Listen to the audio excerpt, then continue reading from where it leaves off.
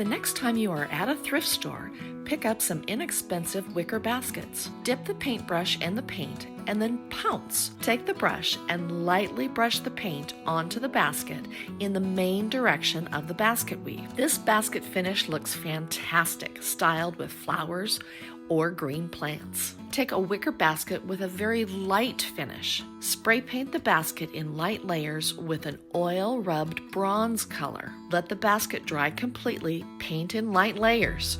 You will notice that the paint dries very fast between layers because there is actually very little paint used. I hope this inspired you to give inexpensive wicker baskets an updated look with paint.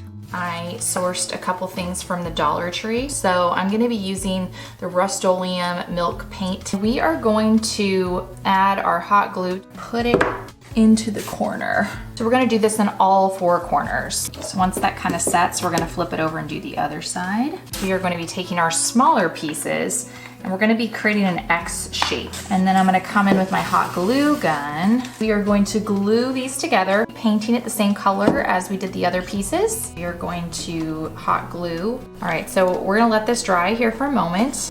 And that's where this comes into place. Just need this piece. We're gonna clip off this piece. We're gonna paint it. So now that this is all glued and dried, I'm gonna take a little bit of hot glue and I'm gonna put it in the hole. Now that we've attached the tumbling tower pieces, so I can go over the edges. And here's the finished product of my chic distressed farmhouse lantern. I really love how it came together. We're gonna head down to Habitat for Humanity. We're gonna save this shutter from a drizzly day. Just sand all the edges, so just use some spackle, cover all the holes. I grabbed some gray primer and just started painting. It's always better to do 2 or 3 light coats, and on the top, we went to the very middle and we're gonna put some hooks.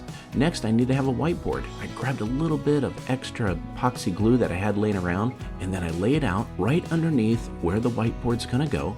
Next, I grabbed this little Home Sweet Home bucket that I got, grabbed the pliers, bent the hook, and a little extra of the epoxy that I had, and put it right on the back. That is just gonna go ahead and clamp it right there with a clothespin and hold it on. While that's drying, I want to get some twine, so just go ahead and put a knot in it. I'm going to put it through a small clothespin that I picked up at the Dollar Tree. Then I'm going to go ahead and just clip it right onto the shutters. Next, we got to hang the shutter itself, and just look at this amazing project. I can hang my keys, leave notes, and it's got everything I need